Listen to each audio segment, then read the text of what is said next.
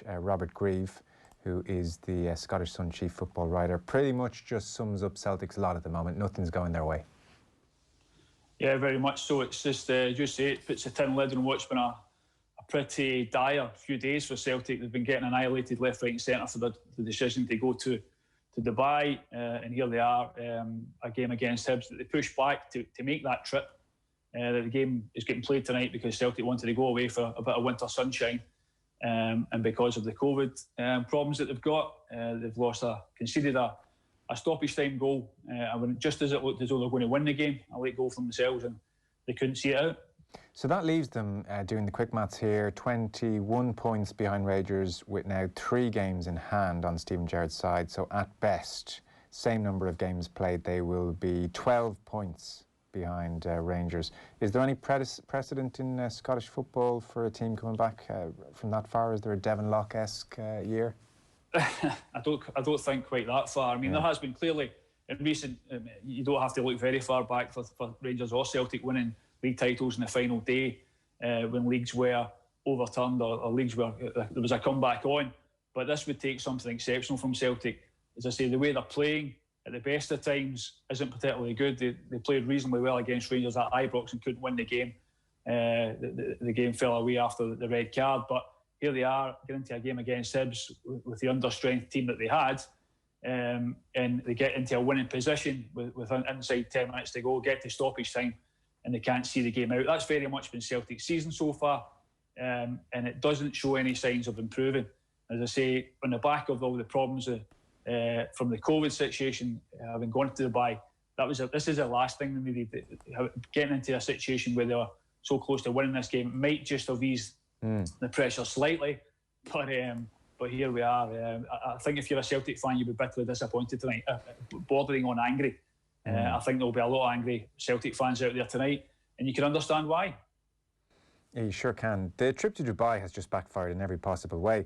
So Celtic, as I said, were down 13 players this evening on account of Christopher Jullien testing positive, and the rest tested negative, but on account of being close contacts, they couldn't play. And they were also down Neil Lennon on the sideline and John Kennedy as well.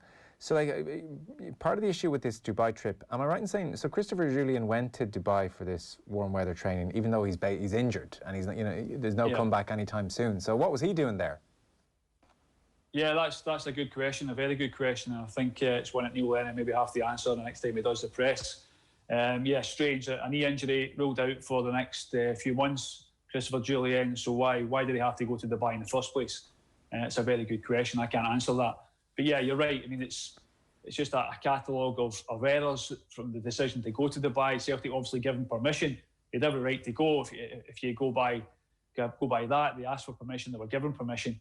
But the question you'd have to ask is, what was it wise to go? Even though they're allowed to go, should they have gone? I think many of us were very, very surprised at the decision actually to go to Dubai in the first place. It was always asking for trouble. They put out a statement today, Celtic, understandably, I suppose, saying that anyone could get COVID at any time, anywhere, which is true. But you have to say they were maybe asking for trouble to make that journey, getting on planes and buses to get to their hotel, get to their training ground, that they didn't have to do. They could easily stay at Lennoxtown and continue their preparations there, and they wouldn't have this issue. But yeah, it's a disastrous PR exercise above anything else. I mean, the criticism they're getting, they're just going to have to suck it up and take it, because, as I say, it's coming from all angles, least of all their own fans. If you're a Celtic fan, as I touched on, you've paid good money for season tickets, you've not seen a game this season, and your team are flying off to Dubai. I think you've every right to ask why, especially when they come back and they get this case, or this one individual case, which leads to 13 players and your manager and number 2 being forced into self-isolation. Hardly a great situation. They go to Dubai to prepare for this game, and it was the worst possible preparation, as it turns out. Yeah, and just the optics. I mean, look, the guys all sitting around having a few beers by the pool, like you'd say, okay, in fairness, they're human beings, they're going to do that. On the other hand, there's not much social distancing going on, and the optics are just terrible. The statement said, as we have already stated, Celtic's decision to travel to Dubai was for performance reasons. So when you see them all sitting around having some beers, maybe they would argue there's an R&R aspect to this, which is important. But even John Kennedy, the club's assistant manager, conceded that the picture of Neil Lennon and Scott Brown having the beers on the Sun Loungers was, quote, a bleak picture. Anyway, the Celtic statement goes on to say, whilst we were in Dubai, the announcements made on 4th of January significantly changed the COVID landscape. The reality is that a case could well have occurred had the team remained in Scotland, as other cases have done in Scottish football and across UK sport in the past week. I mean, they're citing there the COVID landscape changed. It was not breaking news to anyone as we sat down for our Christmas dinner that the COVID landscape was about to change very seriously. And Nicola Sturgeon, and we have the audio here, who has a lot on her plate. She's a pretty busy woman. I think she was pretty frustrated that she found herself talking about Celtic today. Have a listen. But this whole episode should underline how serious the situation we are in right now is, and why everyone, including football, should be erring on the side of caution. I know fans of other clubs feel very strongly that the whole of football should not pay the price for the actions of any one club, whoever they may be, and I agree with that.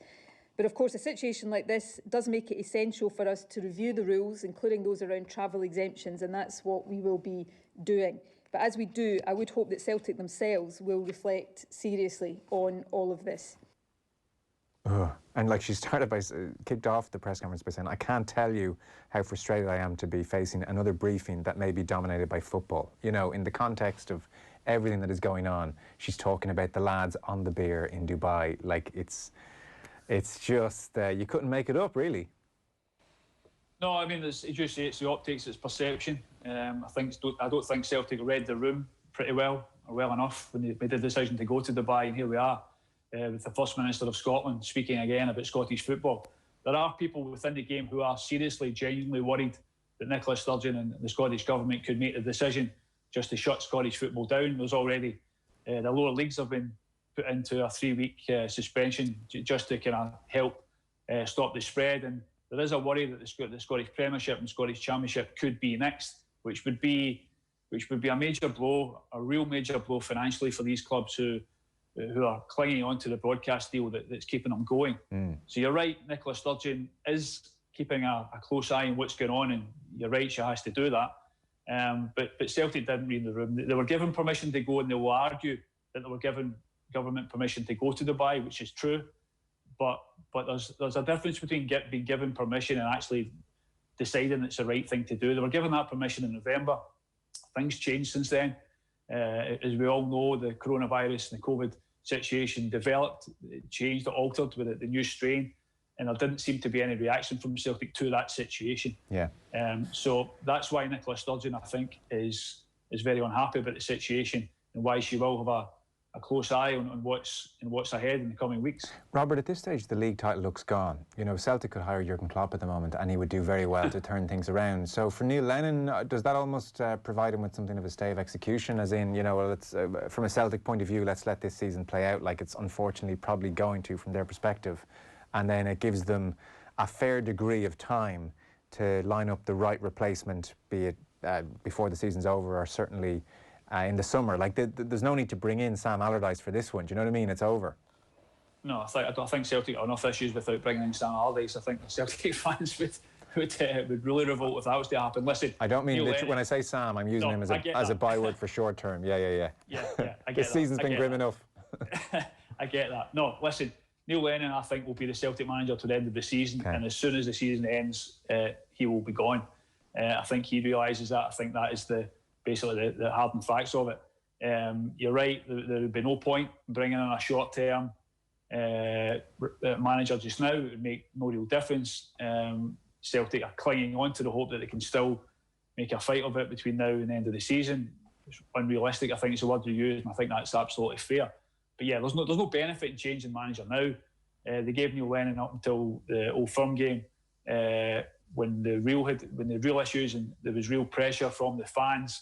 And obviously in the back of the Old Firm game, we believe Dermot Desmond gave Neil Lennon his backing again and told him he would be manager to the end of the season. But I think we all agree it's highly unlikely that Neil Lennon will be the Celtic manager come the start of next season. I just don't see that happening unless he manages to somehow claw it back and turn things around. But I don't think any of us see that happening now. Robert, Shane Duffy played this evening, I see. How did he do?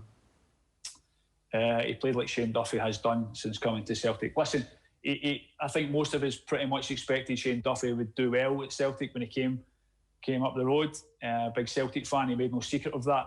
Played at a high level for Ireland, obviously, in the Premiership, but he has, or Premier League in England, he has struggled. He has not played well at all. I think his first couple of games he scored a couple of goals, but since then he has gone rapidly downhill.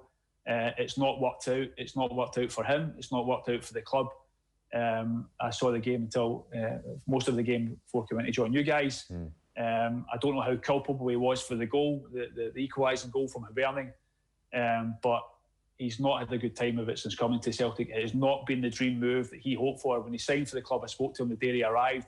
You can see the excitement in his eyes at coming to Celtic. It clearly meant a lot to him, but it's been an absolute disaster for him personally, and not been a good move for Celtic at all. Yeah, and do you suspect there's any way to turn it around for him? You know, as he said, he's played at Premier League level. He's done really well for Ireland on a whole bunch of occasions. Like, you'd be tempted to feel this is just a confidence issue and a settling in period. Yeah, I mean, presumably. I mean, I don't suppose he's a bad player. I mean, he don't play to the level that Shane Duffy's played to. He's not even at the veteran stage of his career. What is he, 28? He's a good age.